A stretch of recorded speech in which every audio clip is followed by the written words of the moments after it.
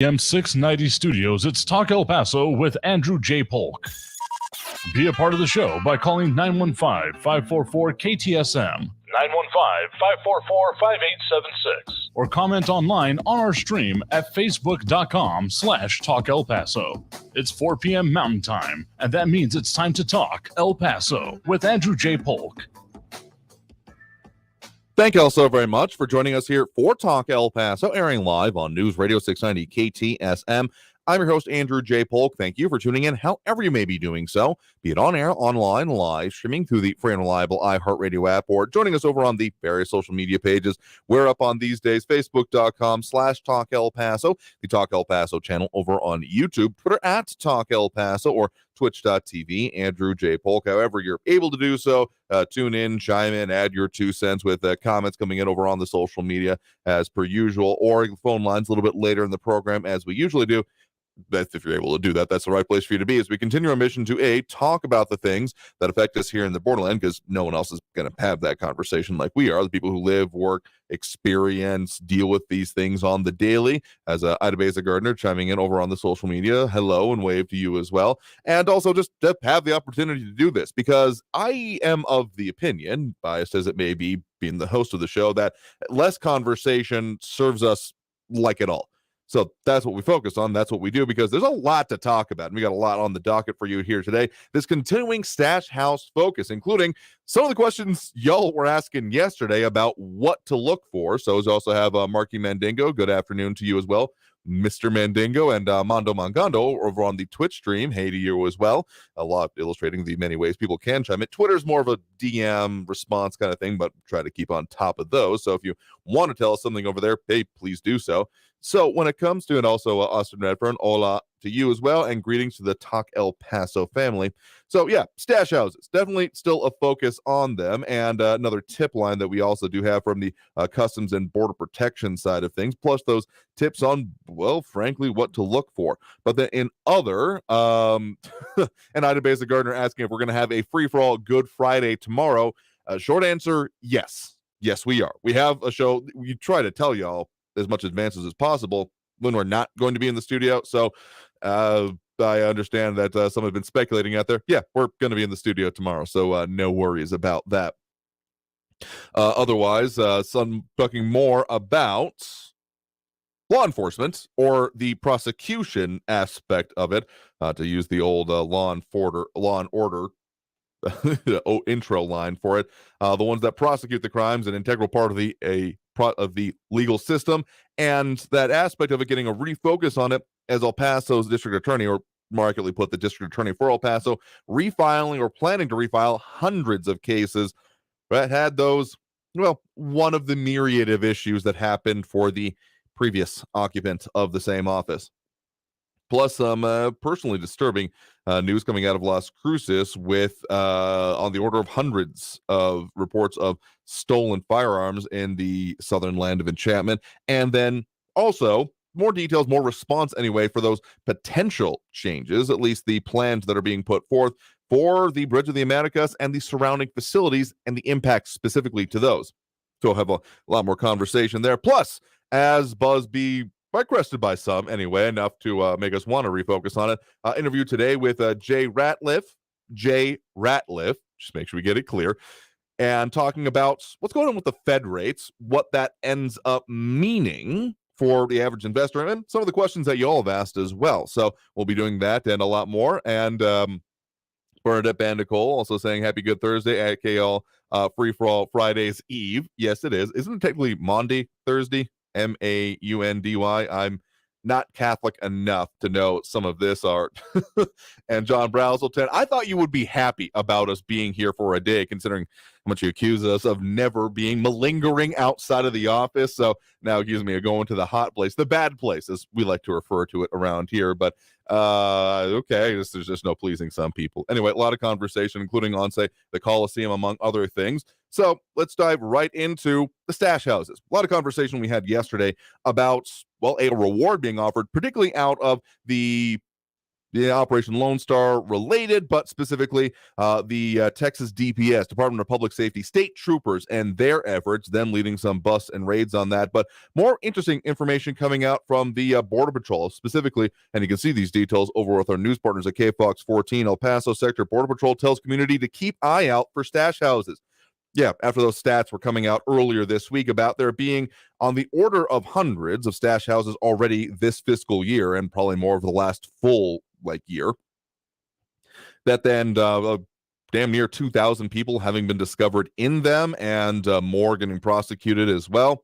It's an increasing issue in our area. So then specifically the language they're using, which is interesting to me, including transnational criminal organizations, or TCOs, TCOS, as they put it here, as run by those. And the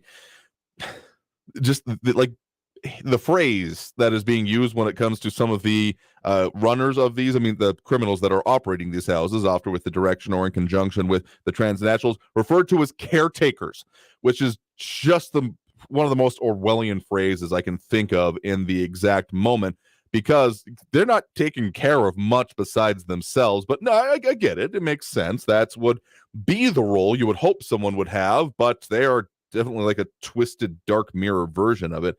So the parts of these here, including what a representative, spokesperson for the Border Patrol El Paso sector, Fidel Baca, saying, quote, "You have these criminals inside these homes. A lot of the times they're committed serious crimes, crimes against people, crimes of sexual assault, crimes of assault, and they are caretaking," my emphasis on caretaking, lots of people in which have vulnerable population. We have children, we have women in these homes, and they're being taken care of by criminals. So one of the questions that y'all were bringing up yesterday is, okay, so how do you look out for these? And they are asking for help from the community. Specifically, they do have the Customs and Border Protection Suspicious Activity Hotline as 1-800-635-2509. That's 1-800-635-2509. And here's some of the information is that, again, they say, again, referring to Baca here, the way we find stash houses is a flow of information through the location where that information comes from can vary a lot. A lot of the times we get it from the migrants themselves, but also from the community. So common things that he recommends looking out for is homes where you see a lot of activity at odd hours of the night. I kind of mentioned that one yesterday. And you see nothing during the day. Those are often indicators of a stash house. We ask that if you see something that could potentially be dangerous or suspicious, to report it. You never know, you might be saving a life. And on that hotline, which one more time, 1-800-635-2509. You don't have to leave your name. You don't have to leave contact information. Just basic information to be able to help them find the location you're talking about will be the important and significant part. Another, of course, major one in terms of other aspects of law enforcement, the El Paso newish, okay, I'm willing to say newish, Bill Hicks has now filing to refile hundreds of cases that were dismissed due to lack of action, as last year, we talked about this more than a couple of times, 900 criminal cases dismissed from August through December of 2022 under that Texas code or motion 32.01. And so now, for those that are not beyond the statute of limitations, there will be there could even be rearrests involving with this as well. And Hicks himself said this to our news partners at KFOX 14, quote, if their attorney who filed the motion for the 3101 dismissal, if their attorney did not explain to them appropriately, like, hey, the district attorney can still file your charges, and where charges are filed, you may get picked up on a warrant. I can't control what happens between the defense attorney and their client, of course. So making it clear that because a case was dismissed under this specific section doesn't mean it's not going to end up coming back. A couple of things I want to mention before we get to that first break of this hour, and therefore get into our interview for the day. Just one more article title I'll just read to you. Las Cruces PD receives 169 reports of stolen guns. Owners asked to store weapons securely, including, and very specifically, 89 stolen firearms from vehicles. And that's through all of 2022. And in 2023 already, there's been 49 total reports of stolen firearms. And there has been a new bill that has been passed for those in the land of enchantment, House Bill 9, that recently signed into law, that makes it a misdemeanor to allow a firearm to be accessible to a minor who brandishes or uses it to threaten someone. And actually specifically makes it a felony to allow a firearm to be accessible to a minor who uses it to cause great bodily harm or death. Now, there are some different laws in place when it comes to New Mexico, or specifically the way you can store it. But just remember, as was always given to me as good advice, your vehicle is not a holster, nor is it a safe unless you have specifically installed a safe or something like it in there. So just be aware that having it just flying around your car, it's a bad idea regardless, but also can unfortunately make this more likely to happen. One final note here about the county coliseum, and that it could be, well, parts of it under threat. Now, there are a few plans that we mentioned yesterday of the expansion for the Bridge of the Americas. Now, those plans don't have any major changes until it starts 2024 and then would stretch on until the early 2030s. Not a quick timeline, but some of the impending plans, there was essentially three options that have been presented at a recent community meeting. One, more or less keeping it in the footprint that currently exists, that kind of straddles either side of 54. Very simple terms, I know, and those who live in the area are probably rolling their eyes at me, but for the general audience, once you get 54 south of I-10, and then how it starts to split around, they've got the passenger vehicle side of it, and then the cargo side, essentially on the other side of 54 again, I know. But that is also next to the Coliseum and the Paisano Green community. And so some of those, the green community itself is not on the chopping block for any of these, but one plan keeps it in the footprint. One plan ends up going to the facilities just south of the Coliseum, including specifically the events center that houses, among other things, the ice skating rink that the El Paso Rhiners, anytime I've been there, that's where they've been playing. So that's one thing. And then the other plan, the third plan, includes taking over pretty much that entire area, including the Coliseum itself, which would lead to its purchase and then eventual demolishment. So that's definitely percolating through the community. Mondo Moncando saying losing the Coliseum would be tragic. I don't think we need less event space in town, as much as we've had interesting discussions about the downtown arena, or now no longer downtown arena. There's not exactly a need for less space in town. I'm just going to put that out there. As we also have Sean Gardner chiming in with us. Good afternoon to you as well. And yeah, RJ asking, the old barn under threat. Remember seeing Nate Archibald play there and Ricky Romero wrestle there? Say it ain't so. Again, proposed plan, but I'm also going to say that people being aware of this and speaking about it is absolutely important if you have a concern about it, as also Edgar Ortiz on board with us. So we're going to go ahead and take that first break of this hour right now. There's a whole lot more that we'll be talking about and getting into, but we're going to go ahead and take that break and get into that interview for the day again. Follow-up conversation on some different subjects, but also on questions that y'all had with Jay Ratliff, iHeartRadio financial and economic analyst. So we'll go ahead and get into that. You are tuned into Talk El Paso, airing live on News Radio 690 KTSM. Phone lines a little bit later, as we usually do. Comments throughout, as is always the case. And anyway, stay tuned. More Talk El Paso after this break on News Radio 690 KTSM. Don't go anywhere.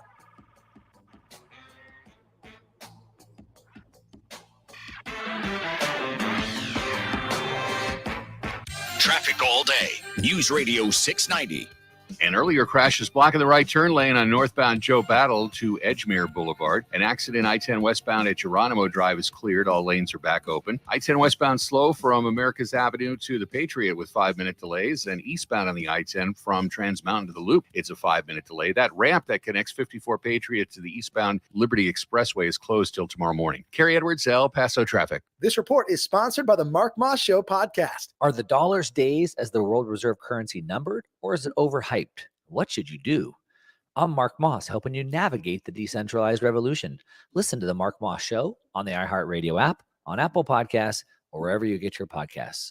When your back pain is your foot's fault, this is Dean's story. It was affecting me when I walked, which is a kind of a common activity. Dean's chronic back pain had become a pain in the you-know-what. At first, I just sort of ignored it, but eventually everything catches up to you.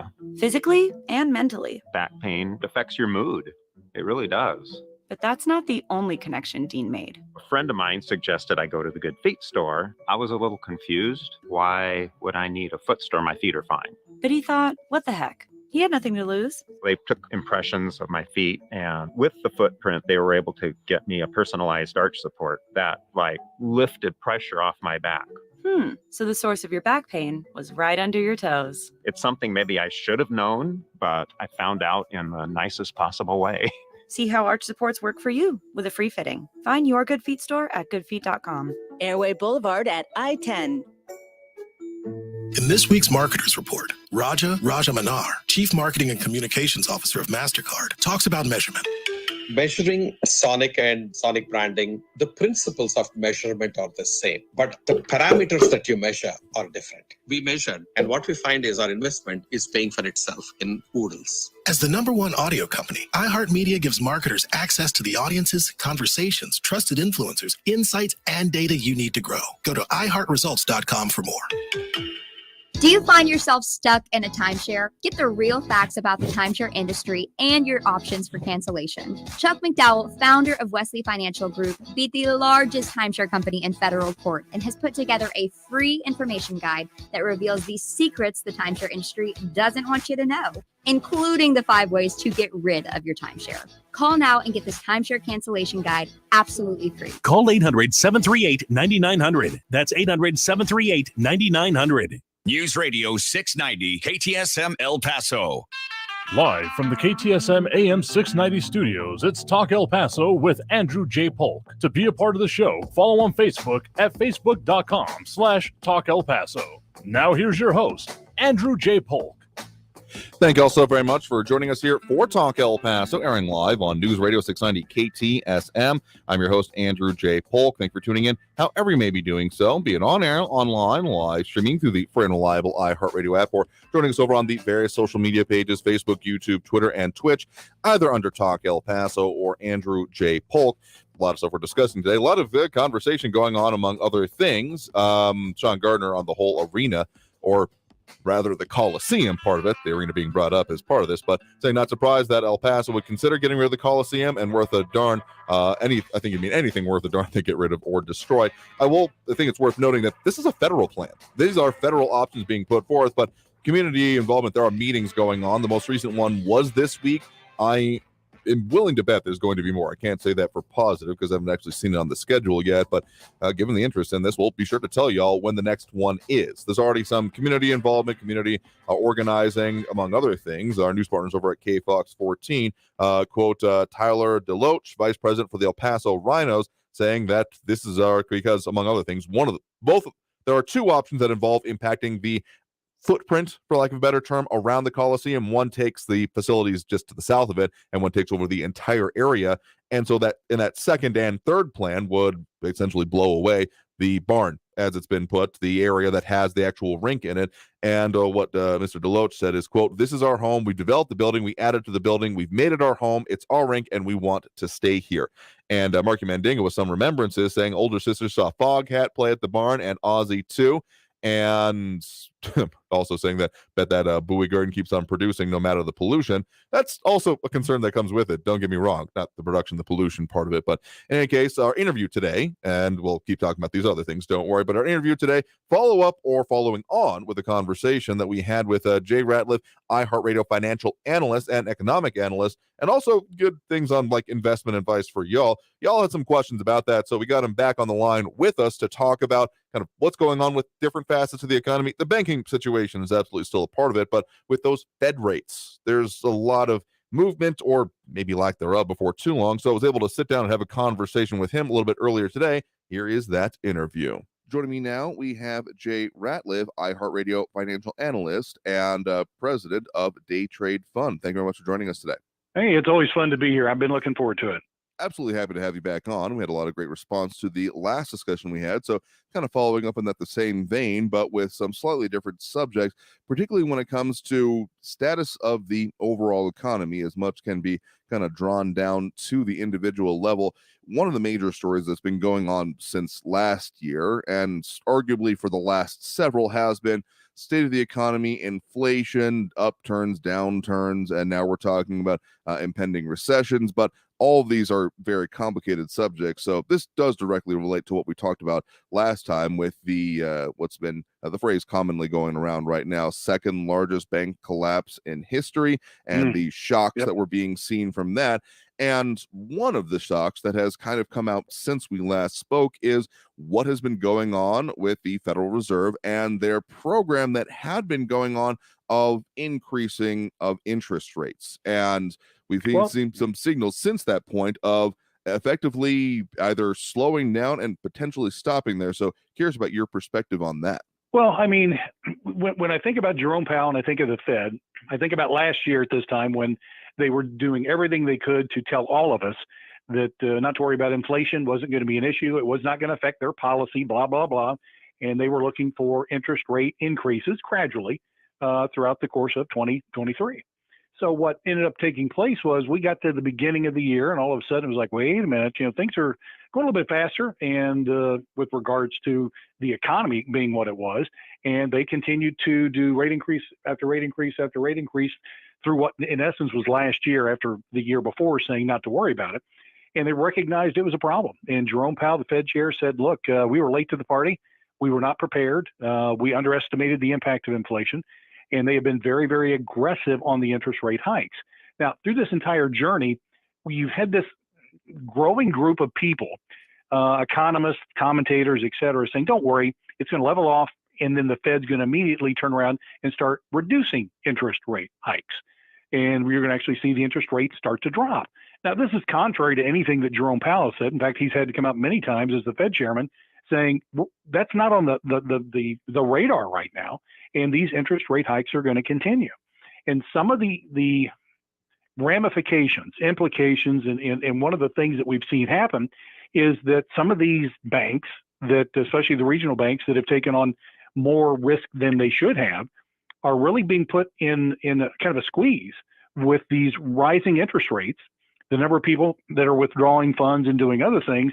And then, of course, once we had that initial little run on the bank that we had, SIVB was the ticker symbol, it dropped. We saw the bank collapse in 24 hours, and it was just horrific. And then we had three other banks after that also went out of business. And it was a situation that the Fed then had to say, okay, we've got this stuff going on in the backdrop. We've got an upcoming Fed announcement on an increase. What are we going to do? And they had three options. Beginning of the year, I would have said it would have been a 50 basis point interest rate hike, common to what they've been doing before. The second option was a 25 basis point, which was a more comfortable increase, not to rock the boat or anything. And the third option was no interest rate hike at all. And I kept telling the stations I was on through the few weeks leading up to the decision, oh, I hope they don't go option three, because that'll send the message to investors that we're concerned, we're worried. That's going to add additional concern onto the market. And anytime you have uncertainty, you know what happens? The market drops as you have an increase in selling.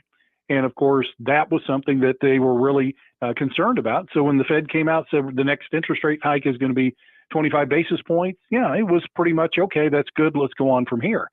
Inflation seems to have been shoved to the back burner. That's a mistake. The slowing economy has been kind of overlooked, also a mistake. And you see investors that are now back to pouring money into the market. I call them the Buzz Lightyear crowd, to infinity and beyond, because they're convinced that this market's just going to go right back up. And my position is, look, I wanted to. Good Lord, I wanted to. But the problem is, when you look at the implications of all of these businesses that right now are laying off workers based on their forecasts for the rest of this year and into next, I mean, you have company A, 10,000 people lost, 4,000 people, 6,000 people. Walmart, I think 2,000 or 3,000 this going. You see all of these companies that are, for the most part, trimming their workforce when they were having a very difficult time months ago trying to hire somebody. And their concern is that, look, our indicators are that things are going to slow down drastically. And the only way we can prepare is to lay off the number of employees that we need to try to be in position to survive what's coming next. Now, that's an exact opposition to the people on Wall Street that are watching the market go up and up and up and up. And we could see a point in time where reality catches up with Wall Street and we start to see a sell-off. And, depending on what happens between now and then would pretty much dictate how far that drop would go. Again, if you're just joining us, guest right now is Jay Ratliff, iHeartRadio economic commentator, as well as president of Day Trade Fund. Want to find out more about him or some of the things we're talking about and his thoughts on them, you can find him at jayratliff.com. That's JAYRATLIFF.com. So when it comes to some of these, essentially, okay, let's focus on that program of the interest rates right now, because as we did see, I mean, there's been many more aggressive moves over the last year and change, let's just call it that way. when it comes to what they're looking at, the amount of raise of points. I mean, 75 or more, those kind of considerations said previously. So with this moderated position that they ended up taking with that only 25 basis point raise, what do you feel that this means for the future of this whole program? I mean, you mentioned kind of a abandoning of inflation. Do you think that this will be the last raise we see for a while then? It could be, and I don't think it would be outside the realm of possibility that we have one more the next round for 25 basis points, but they came very close to having none. And Jerome Powell said, look, as things progress and they're looking at the economic data, they're looking at inflation data, they're looking at the strength of the economy, manufacturing, housing, they're looking at all these different sectors to try to determine, okay, what is going to be the best move for us to make. Now, Jerome Powell, as the Fed chair, is I think he is the most transparent Fed chair we've ever had in the last 30-some years. He is very, very determined to let investors know what he's thinking, the direction he wants to go, so that nothing catches investors off guard. And I really appreciate that. But he's been under a lot of heat saying that he's the reason that we have the banking crisis. They have to have somebody to blame, and it's because of these ultra-aggressive interest rate hikes. Because Jerome Powell has made it clear that, yes, while we were late to the party, we are dedicated to staying ahead of inflation. And if that means causing the economy to slow down a bit, we're going to do it. Because if we get behind inflation and we go from inflation to close to hyperinflation, where things really start to go crazy, you can't catch up. So really, history is going to have to be the determining factor that's going to tell us whether or not the proper decisions were made at the right time. It's a best guess scenario at this point. There's really no other way to look at it, because they're looking at the data that they have. If it's the jobs report that's scheduled to come out tomorrow morning at 8:30 Eastern time, if it's the inflation reports that we get, the housing numbers as far as the new applications, the building permits, all of those things that factor into these decisions, it's going to be their call as far as what they think the best next step is going to be. And it's going to be interesting as we move forward to see how things go, especially if the economy really starts to throttle back, as a lot of these businesses have indicated that's going to happen based on the fact that they're laying off a great number of people as we move forward. And particularly on that note recession has been a talking point for a while now, whether we're in a technical one, even if the economic indicators end up being more mixed than a simple downturn type picture. Like, sure, if there are things going on with individual companies and yet consumer spending remains strong, all of those kind of complicatedness that comes with it. One of the factors remains, and I believe we've talked about this in the past, or at the very least we've talked about that on this program, that the majority of previous interest rate hike programs that have been put into place by the Fed let's just call it the modern era, have resulted in recession or have ended up in recession. And whether or not that was a direct cause of it or it was abandoned due to the changing economic conditions, that analysis can vary, but the percentage is somewhere between 60 or 70% of these types of programs that has been underway to this point with the interest rates has resulted in that. So when it comes to, we're looking at a lot of tea leaves kind of pointing towards that, and a lot more to come, like you mentioned. So if this does and gets more confidently into a full recession that everyone agrees on is a recession, among other things, would you expect that this would be abandoned and we might even start seeing a reversal of it when it comes to the interest rates? It could be, because one of the things that the Fed does, it's like I've often called the Fed Dennis the Menace. When you watch Dennis the Menace and he's sitting in an office where his mom's told him to behave, you watch his hands start to fiddle. You know he's about to get in trouble because he just can't sit there and not do something. And that's the Fed. They feel like they've got to fix things. So instead of allowing the economy to go through its natural ebbs and flows, allowing the market to go as it goes, the stock market to go as it goes, the economy, they feel like they have to jump in and try to soften the blow if there are some of these volatile up and downs. And, we've seen the market drop 600, 700, 800 points, and I've had people freaking out. I constantly tell them, I said, look, don't look at the points, look at the percentage. If the market's down 1.5%, 2%, 2.5%, where it's down 600, 700, 800 points, that's nothing. You have to get to, I think, 7.5%, something along those lines, to get to the point where we're talking historic, the top 20 of all time. And that's why once when the market dropped 1,000 points in a day, people freaked out. It's never happened before. This is the biggest drop in history. Yes, from a point standpoint, not a percentage standpoint, it didn't even come close to the top, the 25 of all time. But the headlines and the concern, all those, people take off screaming on those things. And of course, it makes good news leads with those types of things for people to tune in to see what's going on. The problem is it causes panic. And you have people that run out and sell their positions at the time the stock is at the lowest available price. And the stock drops, which we saw at the banking situation. I mean, around Cincinnati here, Fifth Third Bank, very strong bank. When we were having all that banking situation, their stock drops like, I don't know, 25, 27% or something. No news on Fifth Third. Just the sector itself was taking a beating because of the banking situation and the concern. Fifth Third was a very solid bank, no issues there, but the stock drops as far as it did. A lot of people sold in panic at that point in time. And the next thing you know, the stock goes up. And you have people buying at the all-time highs, selling at the all-time lows, and then wondering why their portfolios aren't going up decade after decade. You simply can't take that approach. Now, yes, I teach people how to flip stocks where we buy a stock, sell a stock in like 20 minutes. That's one thing. But if you're in the buy, hold, and what I call pray crowd, where you grab a stock and you're holding it, and then you're in your 20s or 30s, and you're buying X amount of shares every so often, well, the bottom line is that the big thing is that, look, when stocks are going down in price, you're in a position now where you can buy them on sale. Keep those contributions going in. And if you're not going to be retired for 20, 30 years, what you're doing now is adding in more shares of your favorite stocks at a greatly reduced price that as the market continues and hopefully recovers, you're going to be coming out on top big time. And really, as you look at things, I'm telling you, it's really, it's like running into Kmart or not Kmart, but any other, let's say Macy's, when there's a sign that says everything's at an all-time high price. Let's buy it. Nobody does that, but we do that with stocks. Yeah, it ends up being a FOMO situation, fear of missing out. Oh man, everyone else is doing this, or it's getting so high here, as opposed to the conventional wisdom I was taught anyway of buy low, sell high, or better put, buy cheap, sell dear. Well, yeah, but the problem is people don't know what cheap is. They don't know if I'm looking at a Fifth Third stock like the other day and it's down 27%, you would think, okay, that's the time to jump in. But that fear says what? Could go lower, could go to 30, could go to 35. Let me hold off. And I tell my students all the time, perfection's overrated. If you see a stock at a price you like, a predetermined price that well in advance you picked out, think this would be a really good deal on this stock of mine that I happen to like, well, buy it. And the fear of, well, what if it goes lower? Well, guess what? It may go lower. Who cares? If you're getting it at a 30% discount over where it was at previously that month, that's how Warren Buffett has made a gazillion dollars.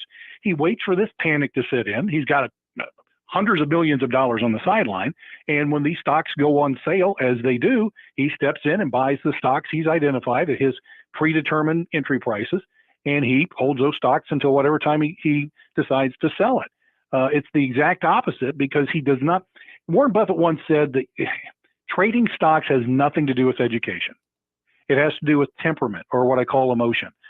And if you allow emotion to dictate your course of trading, then you're toast. I don't care if you're somebody that's trying to learn how to day trade or somebody that's trying to add to your portfolio over the course of 10 or 20 years. You can never allow emotion to dictate any action whatsoever.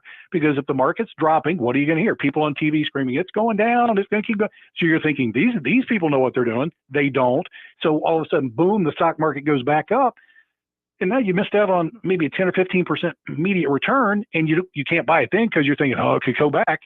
But had you simply had that predetermined spot picked out, well, then you're ready to go. On my website at Day Trade Fund, many years ago, I put out an article on my success blog about how to prepare for a recession, how to prepare for the opportunities that would come up through that. And I dive into this in depth, saying that you have to have this plan in advance, like a Warren Buffett, so that when it happens, it's just a matter of a checklist like it would be in the cockpit of an aircraft. This happens, then you do this. This happens, you do that.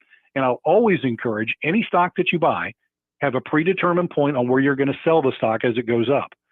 Because if I buy a stock and I want 30 or 40%, that's my goal. And if I can do that, that's going to be great. The problem is it goes up 35, 40%. What happens? Oh, it could go up more. Here's the greed. You got fear on one side, greed on the other. And the greed says it could go up more. Well, it may go up 55%. And then it stalls and drops back to 40, 43. Now it's at 37%. And you're thinking, I can't sell it now because before it was up to, so you're going to hold on. And the next thing you know, it's 2% above where you bought it. And you're kicking yourself because you didn't sell it before. Why? because you allowed the emotion of the moment to dictate your course of action. You can't do that ever if you're going to be trading stocks. Again, if you're just joining us, guest right now is Jay Ratliff, iHeartRadio financial analyst, as well as your president of Day Trade Fund, as he's mentioned. If you want to find out information about him or what he does and some of this analysis, jayratliff.com. That's JAYRATLIFF.com.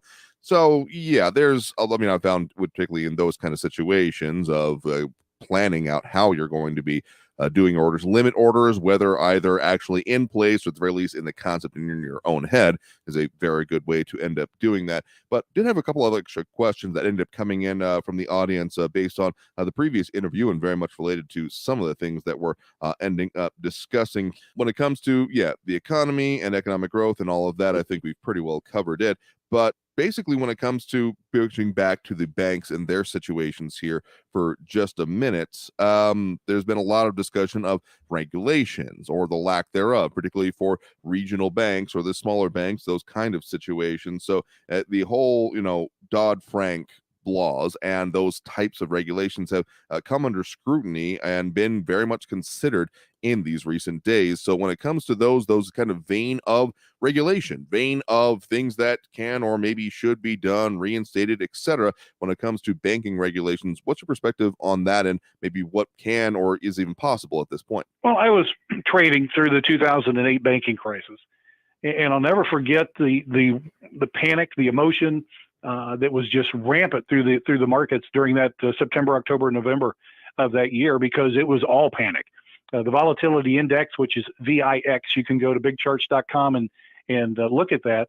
The volatility index is not a stock, but it shows we call it the fear index. It looks ahead at particular orders that are in place, and based on that, you can tell whether or not there's confidence in the market or lack of confidence.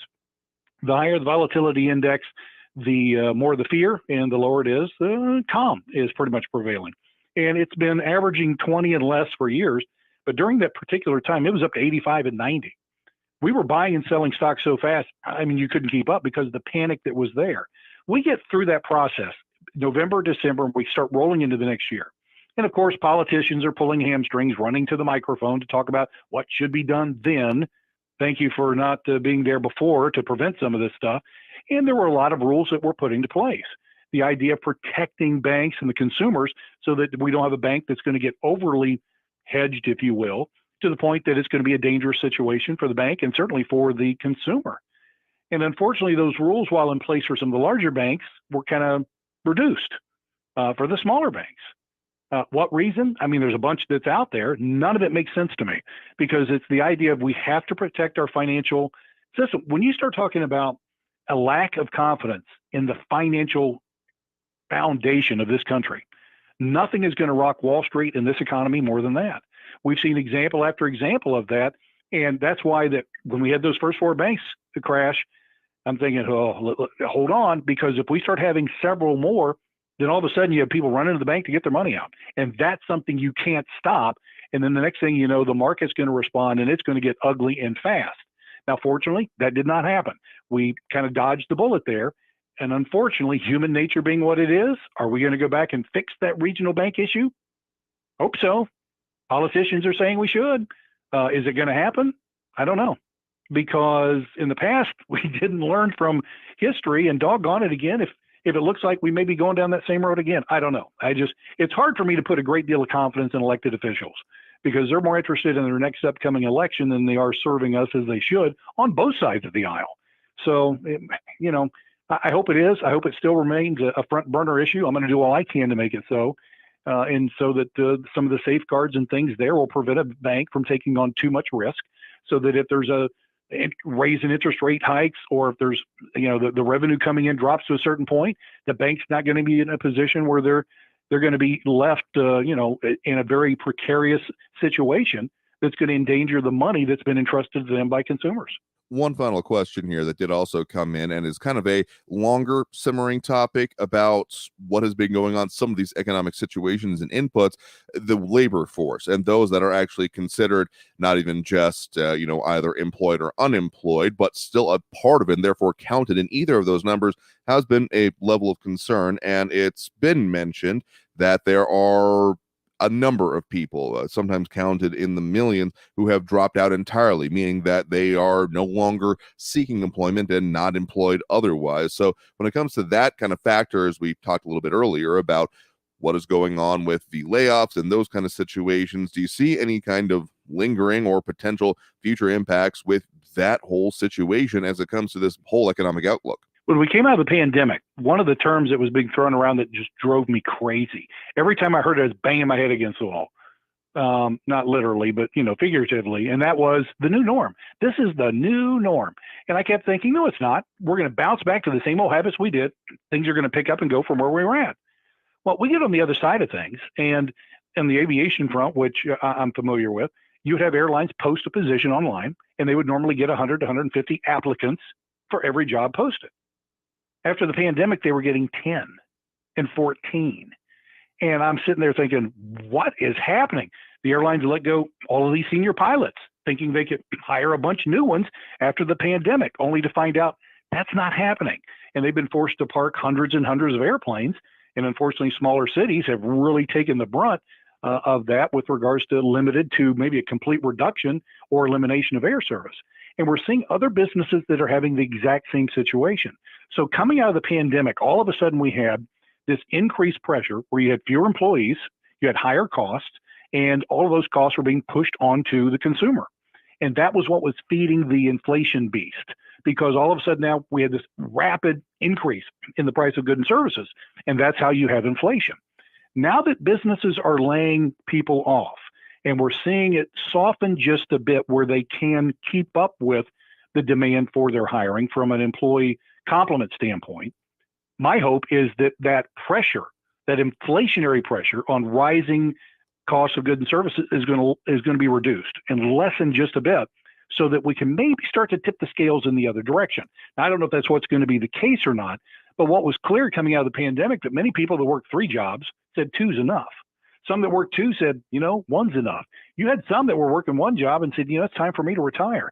They got in the habit of whatever it happened to be and said, this is exactly how I want to spend my life. And that's one thing that we just simply weren't prepared for. And of course, we've never been through a pandemic in any of our lives to this degree. So no one could speak with any degree of certainty what was going to take place, especially on the labor front. And that is where we're at this point in time, as we're going to look forward and see, well, now we're going to start seeing companies reduce their overall. And is that going to be something that's going to ease the inflationary pressures? And let's certainly hope that's the case. There's a lot more that I'm sure we could go into here, but we think we've covered quite a lot of ground here for today, and maybe have to look forward to the next time here. So again, guest right now has been Jay Ratliff, president of Day Trade Fund and iHeartRadio financial and economic analyst. So again, want to find anything more about him, some of the things we've talked about, and his positions on them, jayratliff.com. That's JAYRATLIFF.com. So Jay, thank you very much for taking the time to speak with us on these both central and myriad topics of certainly great importance to everyone in our listening audience here today. Well, my pleasure. And if anyone has any questions, they can reach out to me through the website at Day Trade Fund or jayratliff.com. And as quickly as my schedule allows, I'll be more than happy to respond. So again, thanks to Jay for that. Again, speaking with him a little bit earlier today, based on some of the questions y'all have brought up as well. But we got to go ahead and take that break right now. We're going to come back for a quick break before the quick segment before the top of the hour here. But we'll also go ahead and open up those phone lines as we usually do at this point during the show. So yes, a little bit different segment structure than usual. But in any case, if you want to get on the line, add your 2 cents on the many things we're talking about here today, either with the interview or some of the other local issues specifically, that number, of course, is 915-544-5876, 544-KTSM. Back after this break with more Talk El Paso on News Radio 690 KTSM. Stay tuned.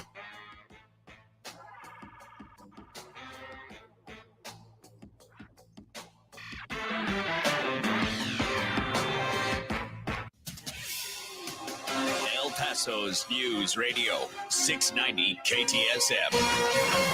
Hello, I'm Erica Castillo with this KFOX 14 News Update. Hundreds of defendants in El Paso whose criminal cases were dismissed over the past few months could face being rearrested due to the El Paso District Attorney refiling those cases. El Paso's DA, Bill Hicks, has started to refile the 32.01 cases that have not surpassed the statute of limitations and that were dropped because of inaction by the previous DA. And homes have become a strategic tactic in the smuggling crisis along the border and across the United States. El Paso Sector Border Patrol has found more than 130 stash houses with more than 1,800 people since the start of the fiscal year. Transnational criminal organizations, or TCOs as agents dub them, are responsible for smuggling large numbers of people into the United States. The Border Patrol agent in charge of speaking to the media, Fidel Baca, explained that oftentimes El Paso isn't the final destination for people crossing the border. Baca says stash houses are dangerous and frequently run by criminals who are referred to as caretakers. He says it's important to stay alert and look for things that draw attention and report them. I'm Erica Castillo with this KFOX 14 News Update. News Radio 690. Traffic all day.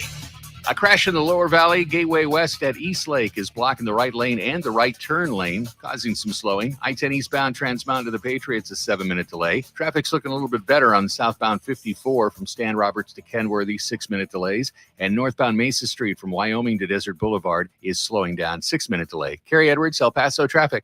From the CBS 4 Warn Weather Center, I'm forecaster Vanya Castillo. Well, we are saying goodbye to those cooler temperatures and hello to the 70s. We are looking at a high of 73 degrees in El Paso, 72 in Las Cruces. We're also going to be seeing some slight winds, expect breezy conditions, but again, nothing like those really strong winds we were seeing earlier this week. And we're going to continue to see these really nice and warmer temperatures throughout your weekend. For your full forecast, you can check out our website at cbs4local.com. This report is sponsored by Lowe's. Shop Springfest at Lowe's today and save big on select major appliances. Get an additional $100 off select laundry pairs when you spend $1,296 or more. Valid through 4/12. Selection varies by location. While supplies last. Exclusions apply. See Lowes.com for details. No, not now. That sounds like it's going to cost you. I know what to do. I'm going to CashNetUSA.com. I can apply in minutes, get an instant decision, and if approved, I could have the money in my account as soon as the same business day. When you need money fast, be the hero. Go to CashNetUSA.com to apply for the money you need now. The exact timing as to when your loan funds will be available will be determined by your banking institution. I'm at risk of having an unplanned pregnancy, of becoming a parent too soon, or making a decision I'll regret later.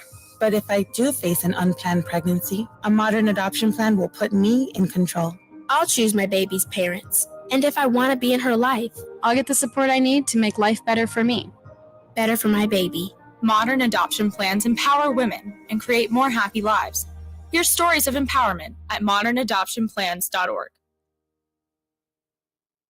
Hay decisiones que te pueden cambiar la vida. Como empezar a hacerte pruebas rutinarias de detección de cáncer colorectal a los 45 años. Es uno de los cánceres más comunes para mujeres y hombres. Habla con tu médico sobre tus opciones de detección o visita cdc.gov/SANES/cancer. This report is sponsored by Lowe's. Shop Springfest at Lowe's today and save big on select major appliances. Get an additional $100 off select laundry pairs when you spend $1,296 or more. Valid through 4/12. Selection varies by location. While supplies last. Exclusions apply. See Lowe's.com for details. The El Paso Community Foundation supports the causes you feel passionate about here in the borderland, whether it's education, social services, arts and culture, the environment, health, or economic development. The El Paso Community Foundation has been promoting philanthropy and progress in our hometown region for more than 45 years. Make your mark with us. Start a fund today. For good, for El Paso, forever. Learn more at epcf.org. That's epcf.org. Was your home built prior to November the 1st of 1975, or do you have a converted garage or patio? Chances are your exterior walls have no insulation in them. At Scott Heating Cooling, we have a unique and minimally invasive method for insulating exterior walls from the outside. Availability is limited, so call today for a free estimate at 595-4529. That's 595-4529. Prescriptions require an online consultation with a healthcare provider who will determine if appropriate. Restrictions apply. See website for details and important safety information. Subscription required. Price varies based on product and subscription plan.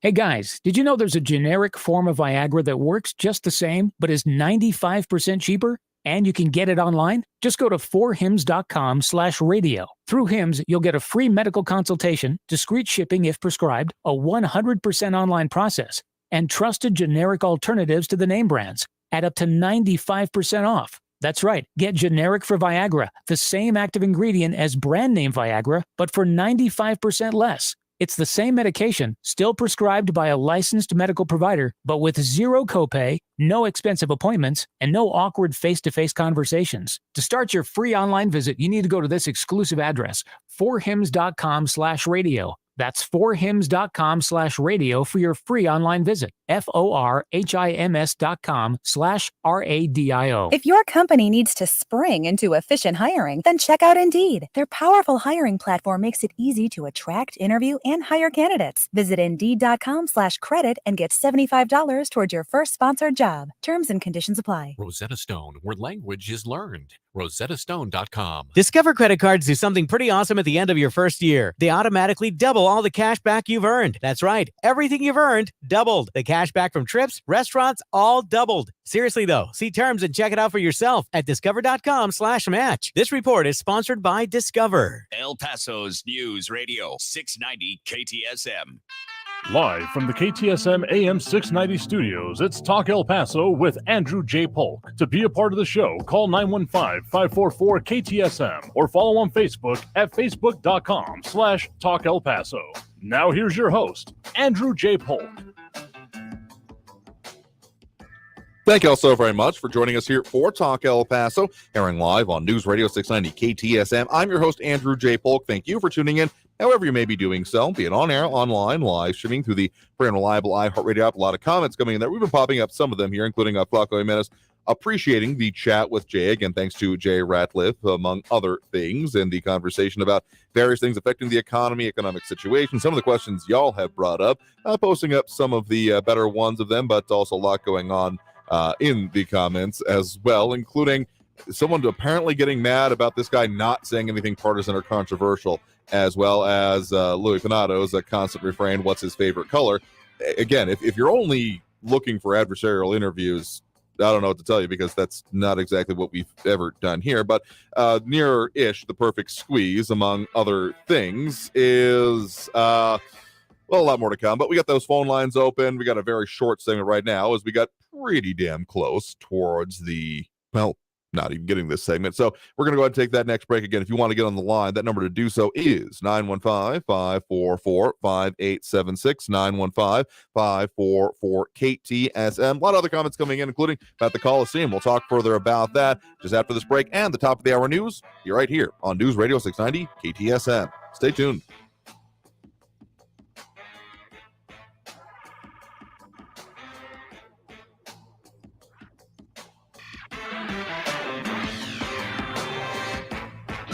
Traffic all day.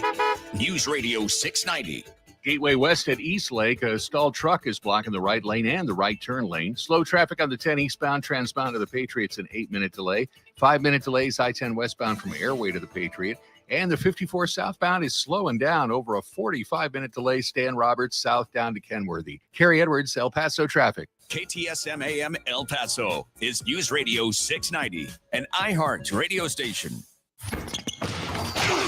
Records, milestones, firsts, lasts, and everything in between. What happened today in sports history on iHeartRadio? What's happening, fellow sports fans? It's Andy West. Let's look back on this day in sports history, April 13th. We'll start off today back in 1957. The Boston Celtics win their first NBA championship in style, narrowly beating the St. Louis Hawks in a 125-123 double overtime victory, one of the most exciting Game 7s in history.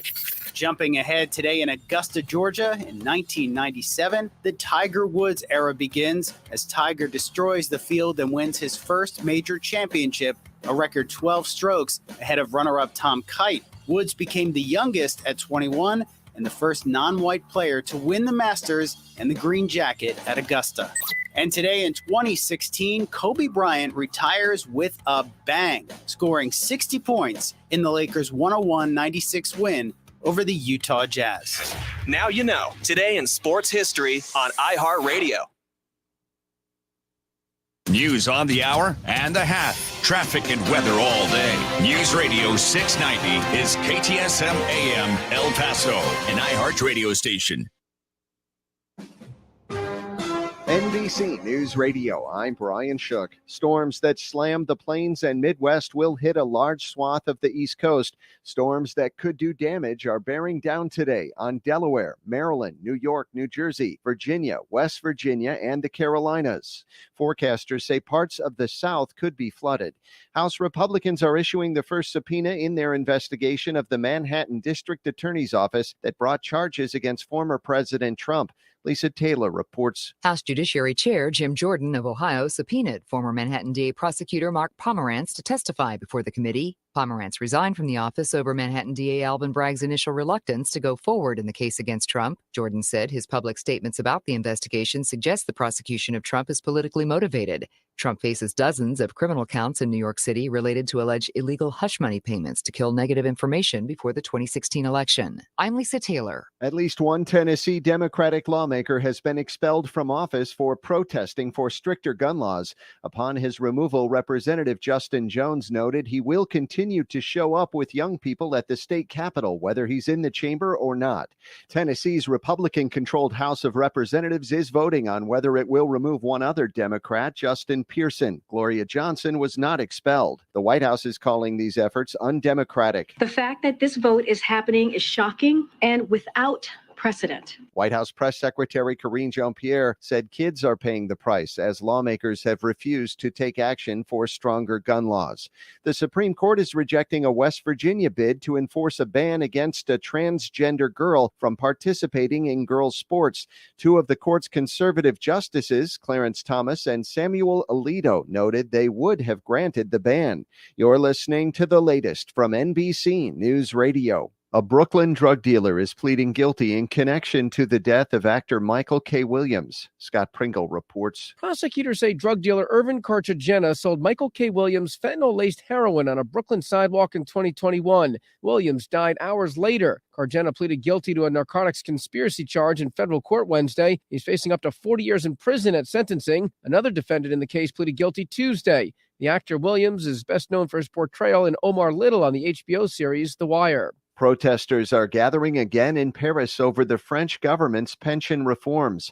Videos posted on social media show them entering the wealth management company BlackRock's office with red flares and smoke bombs. According to a French union spokesperson speaking to BFM TV, French demonstrators have been protesting the government's attempts to raise the retirement age. Sales of secondhand goods jumped 28% last year, according to a new report. Erin Real has more. According to a report from online thrift marketplace ThredUp, a growing number of people are buying used clothes, shoes, and accessories, propelling the secondhand industry to $177 billion in global sales last year. Inflation has helped propel the secondhand industry as more retailers develop curated resale offerings. The ThredUp report predicts the secondhand industry will practically double to $351 billion in global sales by 2027. Fashion companies looking to reduce their greenhouse gas emissions can do so by supporting the continued use of their existing products through resale, also securing an additional revenue stream in the process. Today is Maundy Thursday as Holy Week builds to Easter Sunday. For Christians, this day commemorates the things Jesus Christ did the day and night before he was crucified. Before celebrating Passover with his disciples, he washed their feet to demonstrate service to others. Brian Shook, NBC News Radio. Now, your chance to win $1,000. Enter this nationwide keyword on our website. Bank. That's bank. Enter it now. This report is sponsored by Bank of America. Bank of America has powerful digital solutions for local and global businesses, so you can make every move matter. Visit bankofamerica.com/banking for business to learn more. Bank of America, N.A. Copyright 2023. With Seagram's Escapes, you can turn a daily chore into a vacation, an ordinary dinner into a lively cookout, your Wednesdays into an early weekend, or any situation into something extraordinary. Seagram's Escapes make happiness happen. Enjoy responsibly. 2023 Seagram Beverage Company, Rochester, New York. Flavored malt beverages.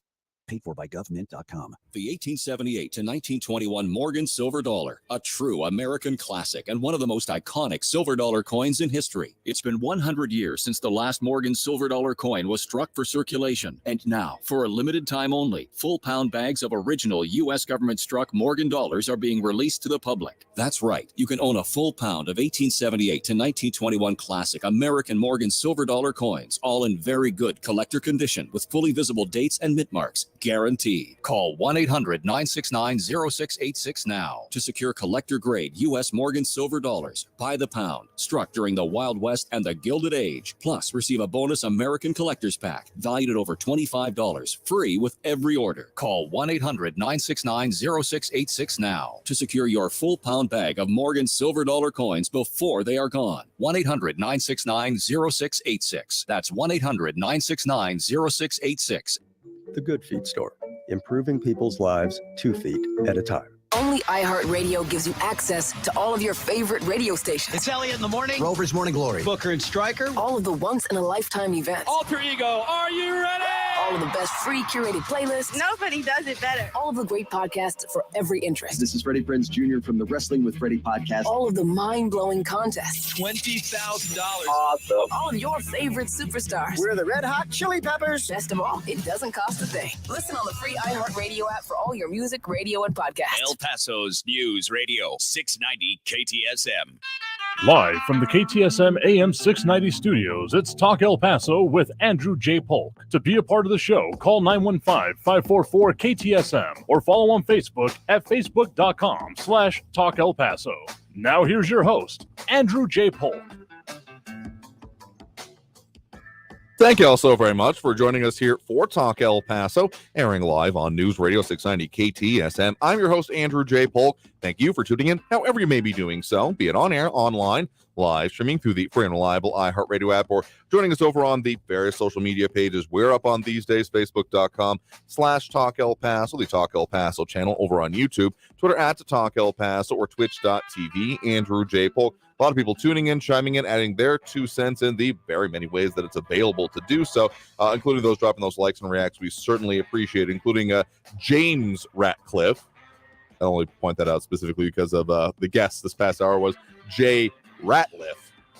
Yeah, we got a couple letters different there, but appreciate everyone being involved. Also, Richard Janasik, Ion Grimm, Robbie Flores, Ed Cores, Monaco Cervantes, Bernadette Bandicole, Robert Haynes, Ed Clore, Flaco Jimenez, Marky Mendigo, Angel Rueda, James Holmes, and Ida Beza Gardner. I mean, yeah, just say, I mean, there's there are names and they are important. Also, a lot of memories going by for people when it comes to the County Coliseum, as there is the potential for it to be on the chopping block based on some of those new federal. I mean, this is a GSA program, so like GSA.gov is where you can find out the information on that potential expansion. I don't think it's potential. I think an expansion is going to be happening with the Bridge of the Americas, particularly with the cargo lanes, but also certainly affecting the passenger vehicle lanes, and the potential impacts on the Coliseum is the question to be resolved. Now, no decisions on that will apparently be made till 2024, and again, that project will span until the 2030s because nothing can be done quickly. It is a major international bridge, so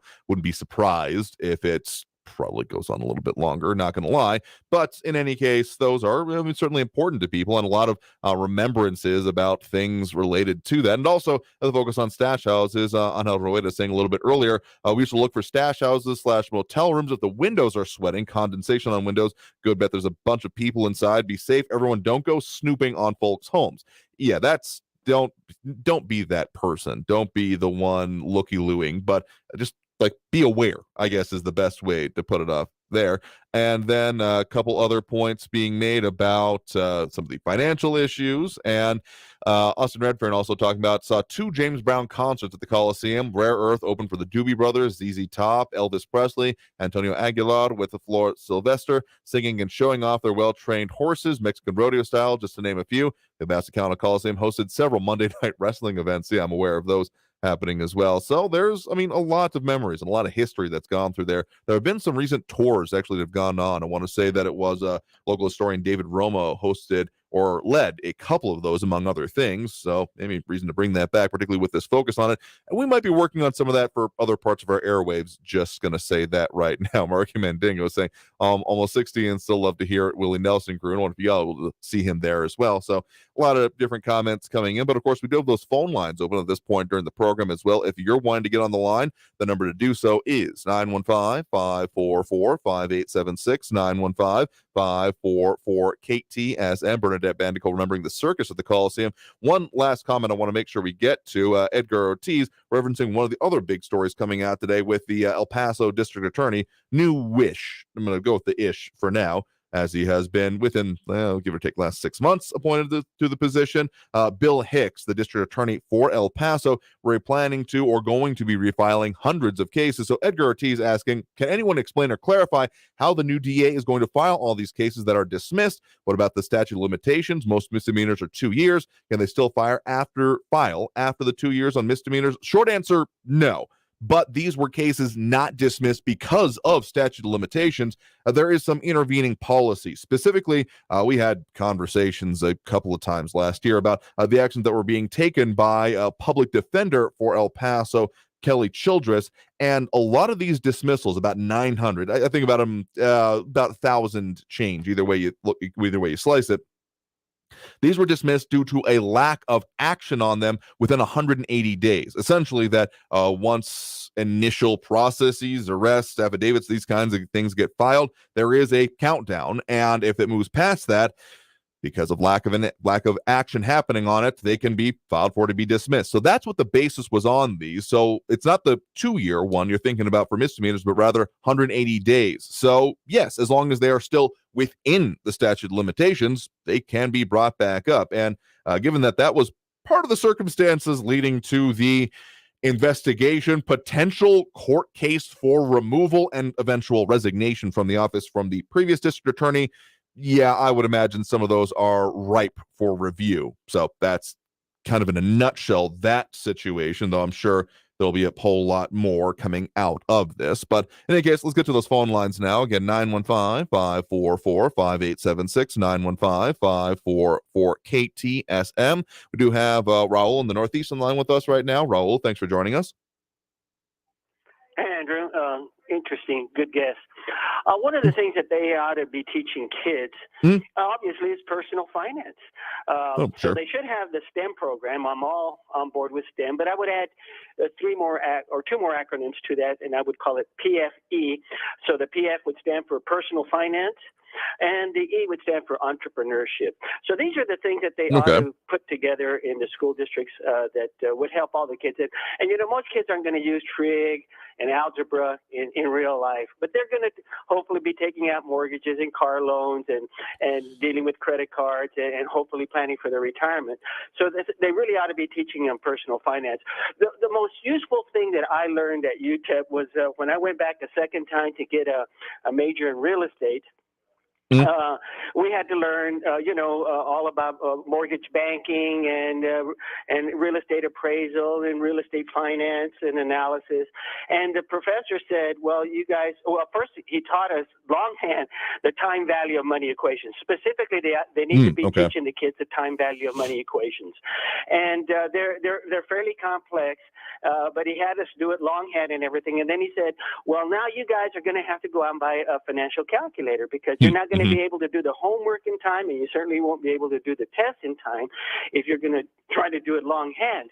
So at that time, I was taking just a course at a time, and it's very expensive if you go to UTEP and just take one course because you got to pay all the other fees along with the course fees. And so I didn't want to go out at that time. Now, these were the first computers that they actually had for finance. They had already developed the scientific calculators, and then they came out with the financial one. So they were very expensive. This back in the 80s, so it was kind of like $300, So I thought, wow, I don't want to spend that much money, after I spent all this money just to take the course. So the first problem he gave us was an amortization schedule. I was up all night doing that. The next day I went and bought one of those calculators. And so it is the single most important thing that I think I learned in college was the time value of money equations. And now you can get one of these calculators for free. Download it for free on your Android phone. It's called 10BA. 10, the number 10, and BA for business analyst. You can download it for free. It comes with tutorials. It's an awesome little thing. And if anybody ever wants to learn how to use one, I'll be glad to show them how to do it. Right. Now, to the guest's point, Jerome Powell was appointed by Donald Trump, okay? And the Obama administration had put in banking regulations that would have dealt with these middle-sized regional banks, and Donald Trump took it off, okay? So let's get that straight. And one more thing, that on this station, it's not like they sell fear all the time. Their products are but fears, pills, and emergency food if something happens, and emergency generators, like it's like at the end of the world is right coming around. By the way, if you had an emergency generator that runs on gas and the electricity goes out, well, the gas pumps aren't going to work either. Okay, so in any case, one of the things that they tout all the time is gold. Buy gold. Buy gold. I listened to your radio station for many, many years when Bob Brinker was on there, and then Rick Edelman. They specifically said they never recommend gold. Okay, no position in gold according to Bob Brinker and Rick Edelman. And I just ran the numbers out for over the last 40 years. If you had invested in gold, you would have done about 4% annually. If you would have invested in the market, you would have done about 8%. You would have done twice as much. Over 40 years of systematic investing, the difference between 4% and 8% over 40 years and the compounding of that money over time is huge. It's a different world. So that's all, to me, a scam for scaredy cats. Oh, the world is ending. Go buy gold. Glenn bet gold. Go ahead. Their solution is gold for this, gold for that. Well, yeah, he's got a lot of money. He makes a lot of money from selling gold to suckers who buy it. It's not a good long-term investment. And buy low, sell high. Very, very hard to do. You know, the way you do it is you set your goals, you allocate your assets properly, and you invest for the long term. And then when you get older, then you start moving your allocations to more conservative positions. I mean, but a good guest, good show. Okay, sure. I'm glad you appreciate it. I mean, if someone wants to go out and make their own financial decisions based on, I never encourage anyone to do it based on fear. I am not a financial analyst. I barely have a minor in economics, which is about the only thing I can use that for, is mentioning I have the minor in economics. But knowing what's going on and what's reasonable for yourself is the best way to do it. So anyone going out based on fear, well, we kind of talked about that in the interview about how people panicking and doing the, oh man, it's going up so high, now I got to buy it, or oh man, the bottom is dropping out, now I got to sell it, is literally the opposite of what you're supposed to do. So yeah, anyone making financial decision based on panic, fear, any of these kind of things is not a good way to go about it, or really anywhere in life. But knowing what's going on and knowing that there may be rapid responses needed for certain situations. I mean, emergencies do happen, but doing anything besides that, if it brings you peace of mind or whatever it is, ultimately it ends up being your money, but making sure that you're actually doing it from an informed kind of position.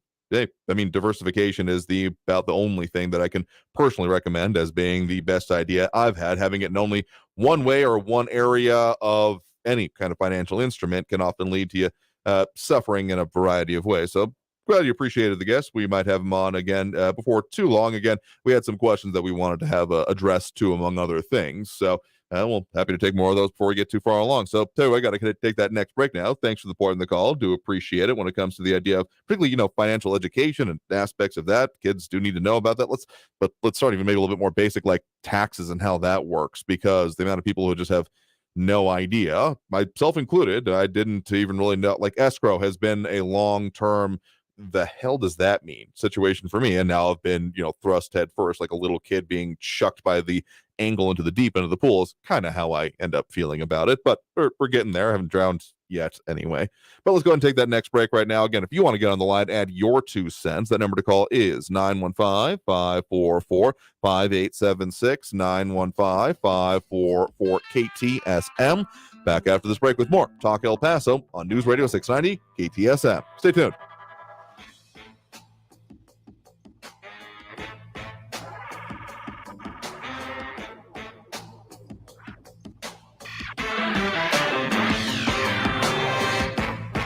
Traffic all day. News Radio 690. A stalled truck's going to slow you down in the Lower Valley Gateway West at East Lake. It's blocking the right lane. Slow traffic on the 54 southbound with a whopping 34-minute delays. Stan Roberts down to Kenworthy. I-10 eastbound slow Hawkins to the Patriots, a 7-minute delay. And the ramp that connects the 54 Patriot to eastbound Liberty Expressway, that's closed till about 9 tomorrow morning for road work. Kerry Edwards, El Paso traffic. This report is sponsored by Lowe's. Springfest is here at Lowe's. Save big when you buy 5 bags of premium mulch for just $10. Shop Lowe's today because Lowe's knows spring. Valid through 4/12. Excludes Alaska and Hawaii. Selection varies by location while supplies last. The How to Money podcast helps you live a richer life by teaching you how to handle the money you have in a more thoughtful, purposeful way. Join hosts Joel and Matt for personal finance nuggets that actually make a difference in your life. Well, the number one rule of cheap travel is to let the deal drive the destination. Bali, it might not be on your radar, but if the price is right, it should be. Right, yeah. When you take this tactic, it allows you to travel more because you're doing it for so much less money. Listen to How to Money on the iHeartRadio app or wherever you get your podcasts. The El Paso Community Foundation supports the causes you feel passionate about here in the borderland, whether it's education, social services, arts and culture, the environment, health, or economic development. The El Paso Community Foundation has been promoting philanthropy and progress in our hometown region for more than 45 years. Make your mark with us. Start a fund today for good, for El Paso, forever. Learn more at epcf.org. That's epcf.org. We see them every day. People driving using their phones. There's a sneaker peeker or the fast scroller who can quickly become the fender bender-er, the got a ticketer, or the driver who killed someone. Pay attention or pay the price. You drive, you text, you pay. Paid for by NHTSA. This your captain. Better buckle your seatbelts for this one. I saw my passport expired, so I went to Staples, got a passport photo lickety-split. While I was there, I grabbed some tiny travel soap and shampoo. I should have got some from my co-pilot. Just kidding, Brad. Staples has everything you need to travel. 10-minute passport photos, luggage, headphones, even personal travel items. And now at Staples, get 20% off your in-store purchase when you buy any travel service. Plus, 80-count Lysol wipes are just $1.99. Get all set to jet at Staples. Offers end 4/8. In-store only. Exclusions apply. We see them every day. People driving, using their phones. There's the sneaker peeker or the fast scroller who can quickly become the fender benderer, the got a ticketer, or the driver who killed someone. Pay attention or pay the price. You drive, you text, you pay. Paid for by NHTSA.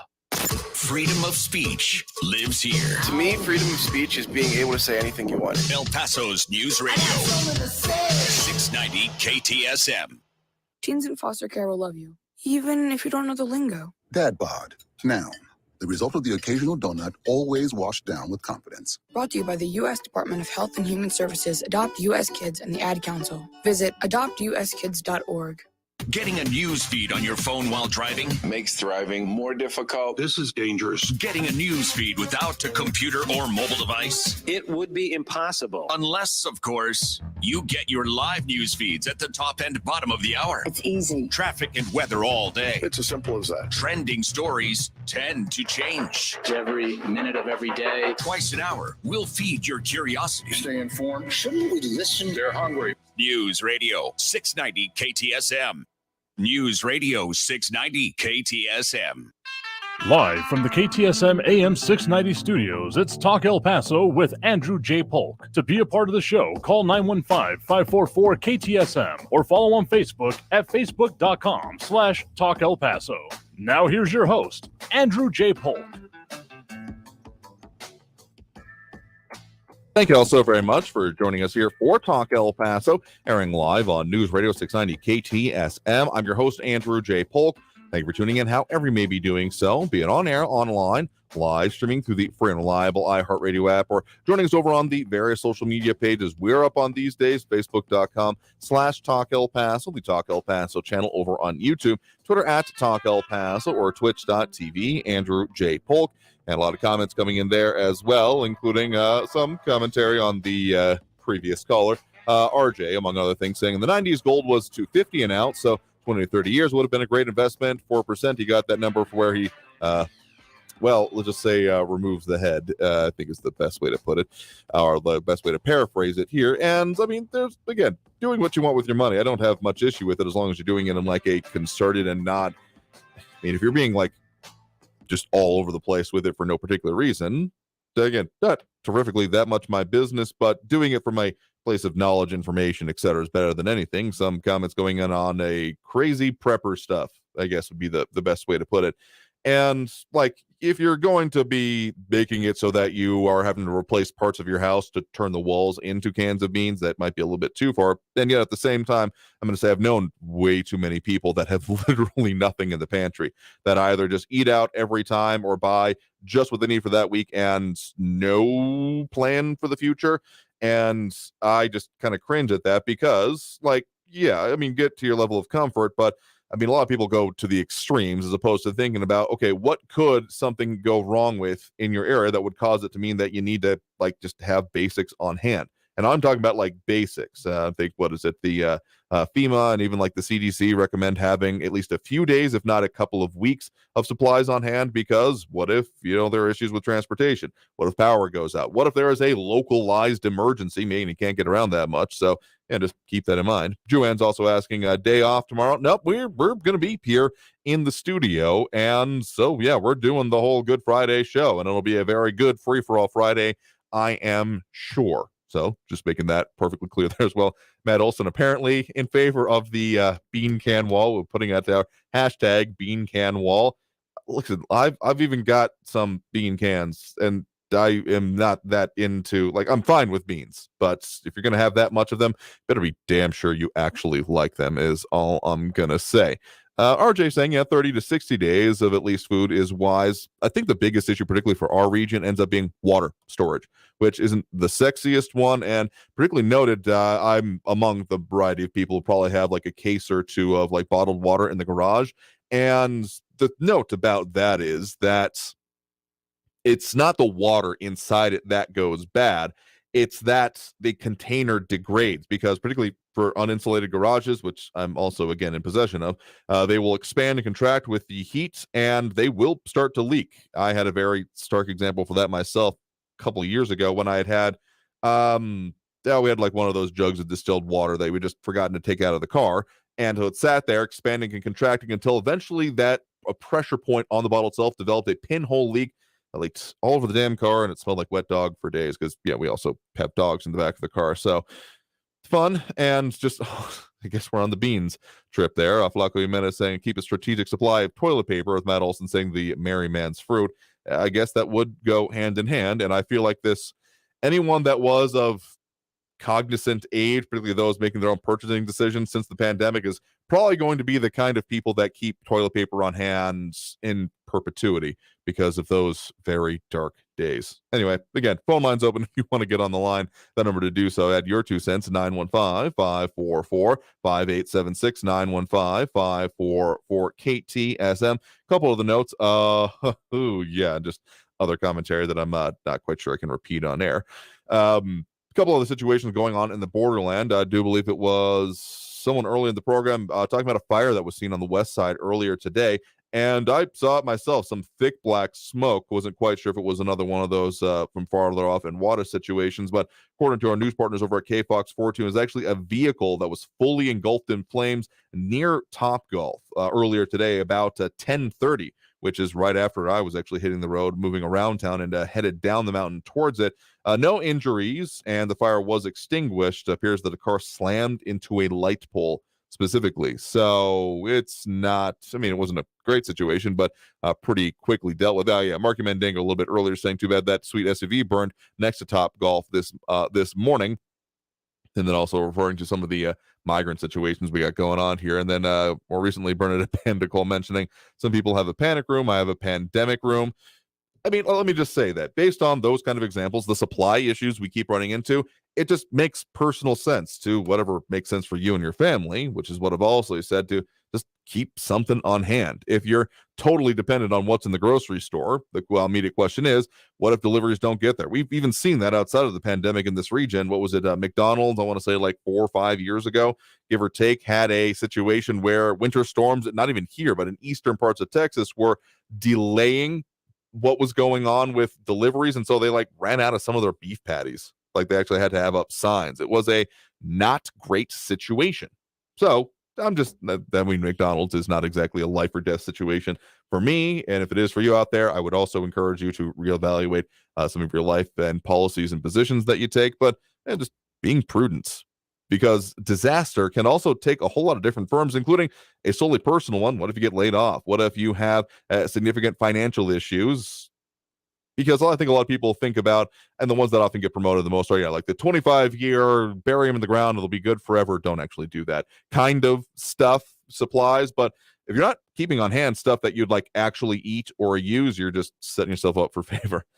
Bernadette Bandicoot saying, I have grandkids, so hey, if it works for you, it works for you. So tell you what, let's take that next break right now. We'll get back and get to more of those calls in the line. Don't forget that number to call is 915-544-5876, 915-544-KTSM. Back after this break with more Talk El Paso on News Radio 690 KTSM. Stay tuned.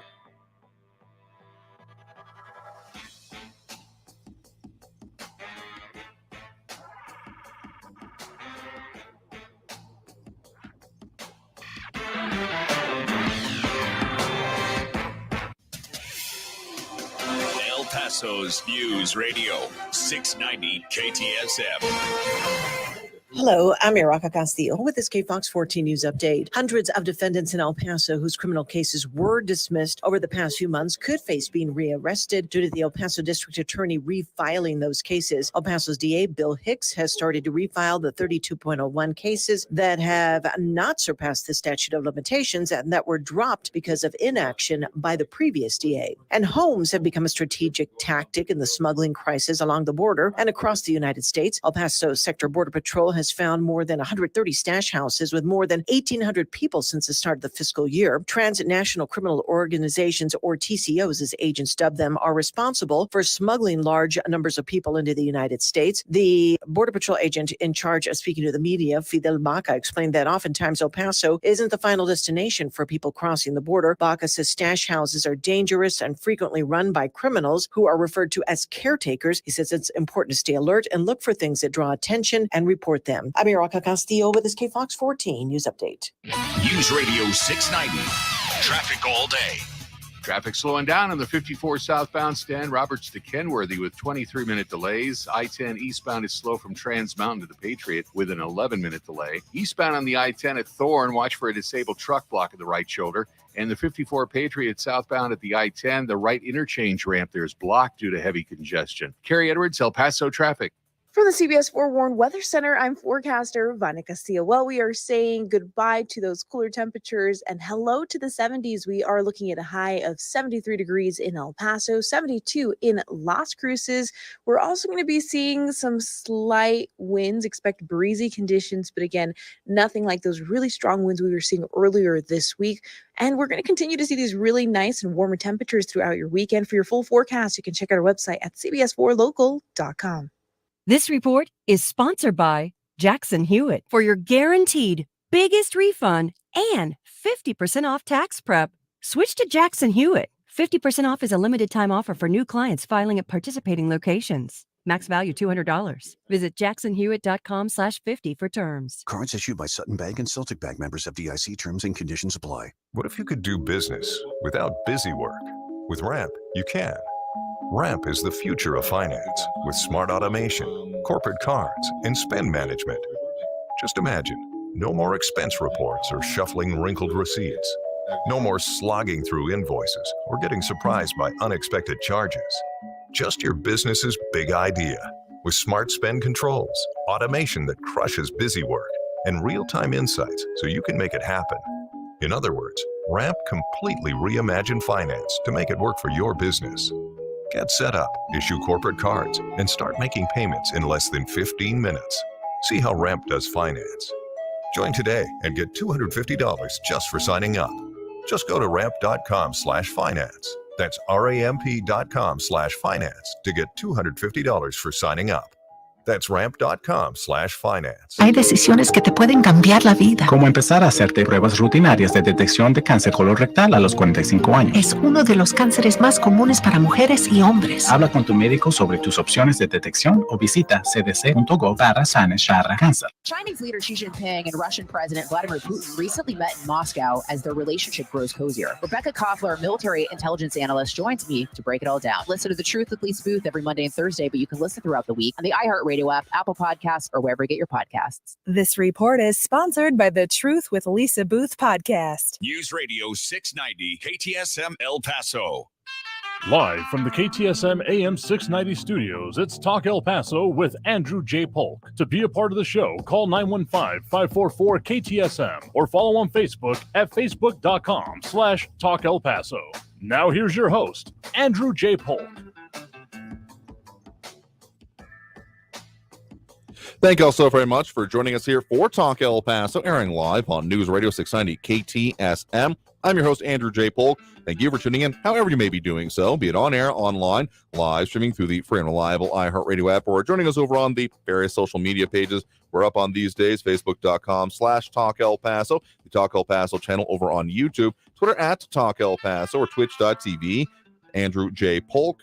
Take comments from most of those, or at least be able to pop them up on screen as we do when we discuss them. Twitter's more of a DM response kind of thing, but try to keep on top of those and be able to read those back. And those dropping those likes and reacts that we certainly appreciate, including Mark Salazar, Matt Olson, James Ratliff, Richard Genesee, Ion Grimm, Robbie Flores, Ted Kors, Monica Cervantes, Bernadette Bandicool, Robert Haynes, Ed Clora, Flaco Jimenez, Marky Mendingo, Angel Rueda, James Holmes, and Ida Beza Gardner. Certainly appreciate it. And a lot of advice. Turned to a bit of an advice column there for a second over in the comments, including Ed Clore suggesting, in case of emergency, hit the ATM. In case of a power failure, you'll need cash.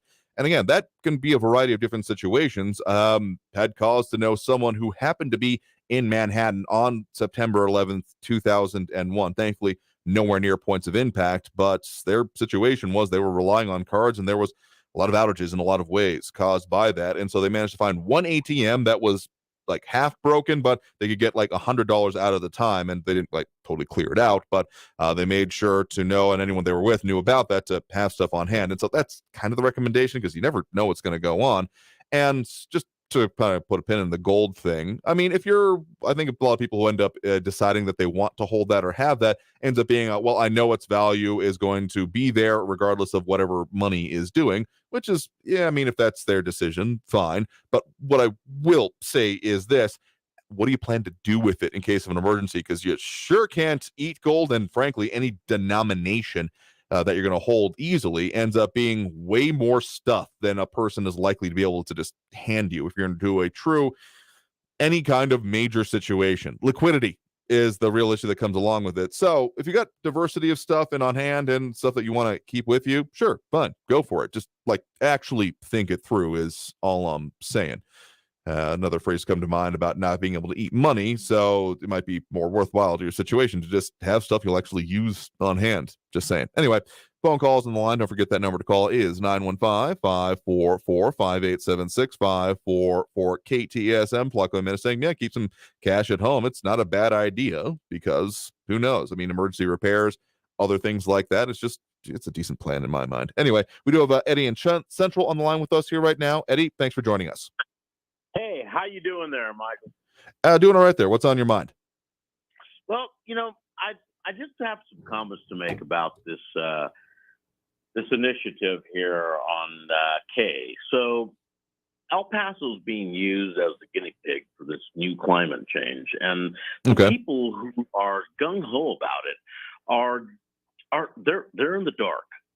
They don't understand what's really happening, and people need to wake up here. They think it's a great thing. They're having a thing at Lincoln Park where Jane Fonda is going to be the guest speaker via satellite. And of course, she couldn't presence herself here because she's too good for that. However, all the libs are going to eat that stuff up, and they're going to have drinks and all food and drag queens. What is going on with the society in this world? Wake up, people, because this initiative is going to cost you a lot of money. And don't think it's going to be tax-free, because it's going to cost you, your kids, and your grandkids. I mean, there is an estimation of cutting costs plan from the city that's put out just for the city of El Paso specific operations, about $150 million through the lifetime of the plan. That is through the 2040 timeframes that they have for the 100% electrification via renewables that's required. But I will also say that some of the groups involved in it on its own, such as the Sunrise El Paso, Ground Game Texas, etc., have put it forth. I mean, they're very much in the meme mimetic warfare kind of situation if you go to their socials, and they are putting it out about $5 million per year as the cost they are estimating it themselves. Well, this is true, but the initiative is going to cost. And the people that live outside of the county are going to pay the price, because if they do not adhere to their initiatives, they're going to pay the price, because we got gas stoves on the line. We've got electricity that's going to be going through the roof, which already has doubled. And so, people are out there and they're just blind to this. And it's just sad. I mean, people definitely need to be informed about what's going on, and I do think that there's a lot of people needing to be educated about this. If you're expecting to go out and know what it is and be able to understand it just because it's on the ballot, this item alone is 450 words, and I mean, I need to just count the amount of semicolons on it. I keep forgetting to do so because I think that would be significant in its own right. The amount of clauses that are within it, I'm assuming it's in the at least dozens, just because of the different sections and the ordinance that goes into it anyway. So it's complicated enough. And yeah, people need to know what they're actually voting for. I wouldn't be surprised if there ends up being a lot of undervoting on this coming ballot because of, well, people just saying, I don't know what the heck this is. I'm just not going to vote for it. Undervoting here. Vote no on K, El Paso, because if you don't, you're going to pay. Yeah, fair enough here. I mean, I certainly hope that people who feel strongly about this in any way, or at very least like, wait, what are we talking about? Make sure that people plan to make their plan to go vote. I'm always going to end up encouraging that. Uninformed, Polk. They are uninformed. They don't watch what's really happening. They listen to The View and all kinds of crap going on during the day, and they are uninformed, and that's what everybody is. They're counting on the people being misinformed and ignorant. So wake up, El Paso. I mean, I always encourage people to get involved, know what's on the ballot, and go out and vote. And particularly if you feel strongly about it in any case, make sure you're also fostering that. Bring a friend, bring your entire neighborhood if you want to, but just make sure to go out and vote. Right. Absolutely. Let's hope on that. So that's all I got to say. Thank you so much. No, sure thing. Thanks for the point in the call. You have a good one there. You got it. All right, and I think we got time for at least one more call on the line here. We do have Joe on the east side with us right now. Joe, thanks for joining us. Joe, you there? You there with us, Joe? I haven't called for a while, but I want to let you all know I was an ESL teacher. Okay. Working for USAID. I taught in Afghanistan, Iraq, Saudi Arabia, Spain, Vietnam, and the Ukraine. Mm-hmm. And as an English teacher, I was not a target and moved around freely in each country. Okay. So what I would like to do is ask the listeners about their opinion on the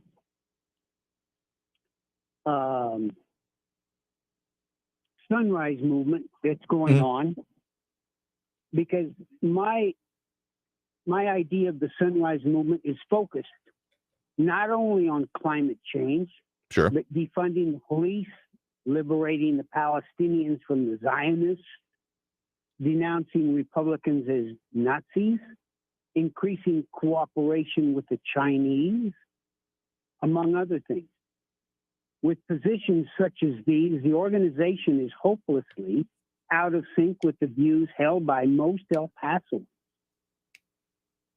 I guess my question is, what do my left-wing liberal friends of Raul, Eric, and Frankie think about sunrise? And have they expressed anything about it? Whether it's positive or negative, I'd like to know about their thoughts. That's all I have to say, and I appreciate the phone call. No, sure thing. Thanks for the point in the call. Do appreciate it. So the question out there, essentially, if I'm not mistaken, and what is really wanting to that response, anyone particularly, I guess, in favor of, or at the very least from different perspectives on the Sunrise Movement and Proposition K specifically. I know Proposition K, that is the shorthand phrase. Prop K is going to be coming up a lot ahead of me. I know there's a lot of local focus on it. Not so much of the other points being brought up there by the caller, at least on the ballot, are being pushed when it comes to this. There being other interesting points of defunding the police. Okay, at least I haven't seen that in the local rhetoric. I know there's national stuff with it and with other movements, but not totally aware of it with this particular one. So if that is a factor someone has encountered, would be very curious to hear that as well. So yeah, if you're wanting to, we'll definitely be talking about this more. Again, got some things under the works to talk further with some of the organizations involved actually with it. And now that it's on the ballot, because remember, we did have particularly Ground Game Texas, which is one of the larger organizations involved with the Sunrise Movement and the placing of this on the ballot, because this didn't just come out of the ether. This came from a petition drive that happened, of which there were a couple 10,000 signatures in order to get it on the ballots. And that's how we got here. So we interviewed him at that point in time, and we'll be talking further with him when it comes to what is actually, the purpose and procedures. I mean, I've got just technical questions on how certain things would be enacted that I would be very much interested in getting into before we get there. So I would have a couple of the callers on the line. Just as a reminder, if you call in the midst of a segment, you are definitely going to be stay on the line, then you might get popped up live. So just stay ready on hold. So we do have a caller online with us right now. You're live with Talk El Paso. Who's this? Hello, this is Eric. Hey there, Eric. What's on your mind? And whenever you discuss Prop K, you always say, oh, the policy is so long, so complicated. It's just, voters are going to be frustrated, like, come on. Uh-huh. We all know that you're trying to discourage people from reading the policy with this and trying to get them flustered so that they just vote against it. It's not that complicated. Okay, just to put it in perspective, though, you do realize that this one item is longer. I mean, item K is longer than the rest in just word count, the rest of the items on the ballot when it comes to charter amendments combined, right? Like, you get that comparison, right? It doesn't take very long to read it at all. It takes like 5 minutes, probably longer if you're your average conservative. But the fact is that you're trying to make people not read the Prop K and trying to make them think that there's all this stuff in it that there isn't. Like property tax increases, which you lied about the other day. Okay, you say that there doesn't require property tax increases. The organization itself, Sunrise El Paso, estimates the cost to be at about $5 million a year. Do you disagree with what the organization that has put this information forth is saying? I haven't read that specific press release from them, but you have to consider if every city government building is powered by solar power, and if all of our schools are powered by solar power, that's going to bring a ton of money in. And you repeatedly reference these bad faith studies financed by our business community and El Paso Electric trying to scare people into believing all these big numbers. Like, if you reference that number over the span of 2040, $150 million, right? If we're just going to assume that that's honest, that's over 3 decades. And again, you do get that from the city of El Paso, right? They are doing analysis of what it would cost for there, and not even of the full amount of costs that are associated with the items. It doesn't get into the what it would cost to actually fully go through with the municipalization of El Paso Electric. It's just for the studies on what it would be. You do get that. Have you actually read that part of it? No, it's important to understand that El Paso's biggest business interests are throwing all the misinformation and disinformation out there. So and you haven't read it. People on the city council and local government. So you haven't read it then. And we should, okay. We should, not want to be beholden to the profits of J.P. Morgan Chase, who owns the monopoly on our electric power. We should want the taxpayers as less dependent on that monopoly as possible. So we should be fighting to reduce the costs of what it takes to power city government property. Obviously that's good for the long run financial benefits, of this policy, which you and the business communities that finance these studies that you quote and cite as good faith, the one that you haven't read, right? Okay, let me just put a pin in this for right now. You're actually talking policy here for a second, which I certainly applaud, and I would think that most people would be in favor of seeing reduced electrical costs. if you're looking for areas of agreement, you would probably find a lot of people to be like, yes, I would like there to be drops. I haven't seen anyone out in the streets cheering anytime we end up with any of these rate increases. And the fact that in the whole process as it exists, when we have the rate case and then city council and some of the other regulatory agencies end up opposing it, the order of operations seems to be most recently, and this is a gross simplification, I know, that a rate increase is suggested. It goes to the regulatory agencies, may or may not get approved there, ends up going before city council. More often than not, they end up saying we oppose this, and therefore it ends up going to the quote-unquote rate case, and it comes out to about half. Let's call it about half of what was originally asked for. That seems to be the action so far. But there hasn't been anyone in the midst of these processes that has been like, yeah, let's pay more for electricity. That's not what it is. So, yeah, I think a lot of people would be in favor of that. I think where we start getting to when we're actually talking the policies and not just throwing around people I disagree with politically suck or those level of analysis, is that the way this is being done. I think there are some people dubious about it, including specifically the fact you talk about the idea of there being more solar panels, therefore bringing in more money. That's literally not how it's allowed to work in Texas. There is literally always having to be a minimum cost. There are places in the country where there can be, you sell it back to the utility and you actually make money on your electrical bill. That does exist, but you do understand it doesn't exist in Texas based on the regulations we see in the state, right? Well, we should have our city government properties powered by the sun for as little money as possible, and conservatives just oppose that because they oppose progress. See, again, you keep talking about policy, and then you just gotta slip in a jab there, as opposed to actually like talking about it. If your values only exist in contravention to someone else or someone else's position, it kind of raises the question: do they exist at all? If you want to talk about the things that are important to you and about like, hey, I want to see solar panels. Here are the benefits I would see it as. Fine, great. Let's do that. We can have that conversation. But if you're going to do it as and everyone who disagrees with me sucks, I mean, you're just throwing in disagreement for it doesn't even serve your point. I just got to say there. So appreciate the point in the call for what it's worth. Have a good day. All right, and with that, we're due for that next break right now. I know we got a couple more calls in the line, but don't worry, we're getting on the cusp of Free for All Friday. Let's just put it that way. But let's go ahead and take that break right now. Coming out of this, tell you what we got coming up for you on the show, because there's a lot more planned. So stay tuned. More Talk El Paso after this break here on News Radio 690 KTSM. Don't go anywhere.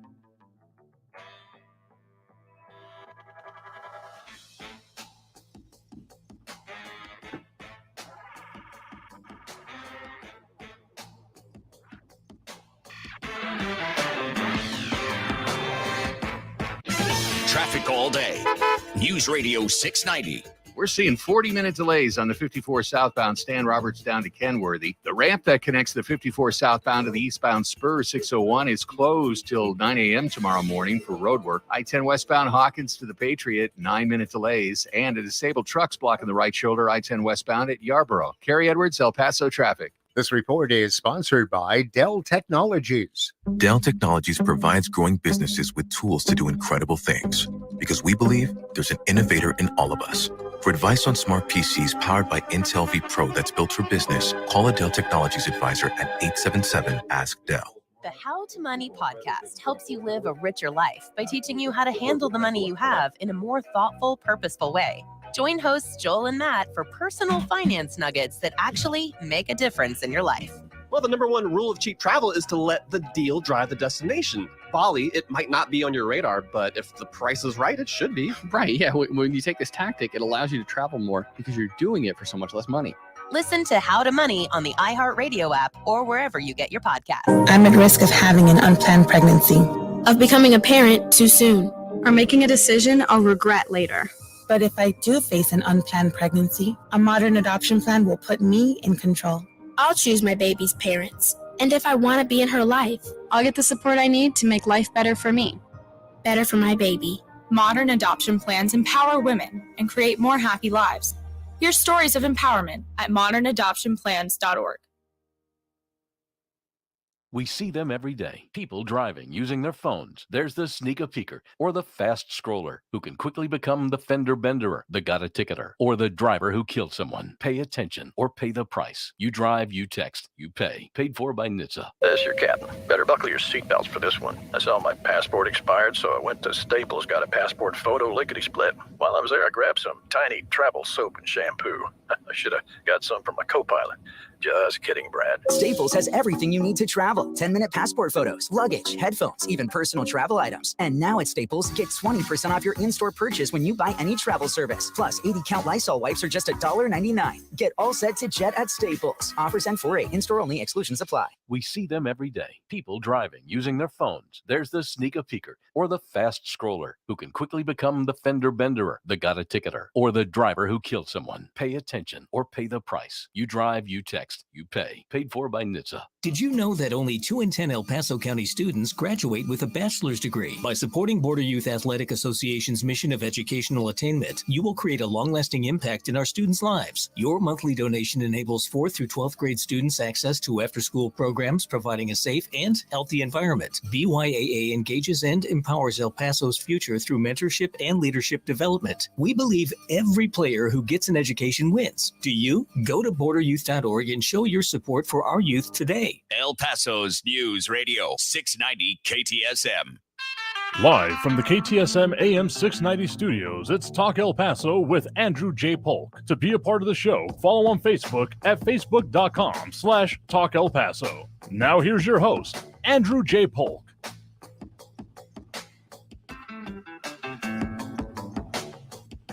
Thank you all so very much for joining us here for Talk El Paso, airing live on News Radio 690 KTSM. I've been your host, Andrew J. Polk. Thank you all for tuning in. However, you may have been doing so, be it on air, online, live, streaming through the free and reliable iHeartRadio app. A lot of comments, a lot of calls, a lot of everything that we like to do at this point. It's always kind of a reminder that I think that there are some people that assume that they're points I'm making, which that I'm literally not. But if you're assuming that I have a position that you can actually point to me having, well, that's just a conversation in your own head, my dude, and we have several phrases and words for what that ends up being. But in any case, if you actually want to talk about the policies, the procedures, what's important to you, again, that's the reason we just say kind of a short-term policy, whatever it comes to our elected officials, whatever it comes to most of our interviews that end up dealing with it, focusing on the policy, what you want done. It's just kind of the more accurate and important part of it, I gotta say. And if you're going to try to call me out, you best come correct, all I'm going to say, because if you don't actually know what you're talking about and haven't actually read the stuff that you think I'm referring to, good luck.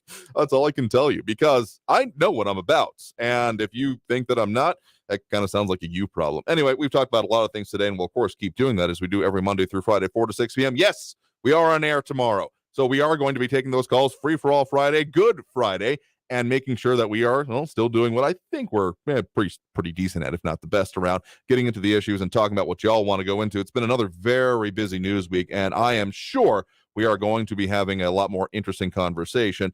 A couple of things we're working on for you. We got events coming up in the region, including ticket giveaways that we'll also be focusing on. And we had a question the other day from one of those that won some of our on-air contests. Tickets for that, particularly the concerts coming up here a little bit later this month, should be going out now-ish, if not a little bit earlier this week. So make sure to check your inbox or spam if you've missed it already. Other things we're working on for you, including more interviews on some of the other big events or important issues around in our area, including what some of the things we're marking this month. So we still got a lot more to do. There's always more to talk about than we can ever squeeze into 2 hours of the program. And that's what we keep doing it every Monday through Friday, 4 to 6 p.m. So we'll have to leave it there for today because we are out of time for this program. So I do want to thank everyone that did tune in, call in, comment, participate in the show, and want to talk about the things that affect us here. We'll do it again after all tomorrow. So until then, until next time, stay safe out there. Look twice for motorcycles when out on the road, and have a great evening, y'all.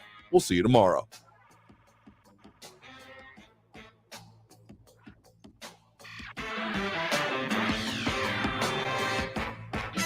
Traffic all day. News Radio 690.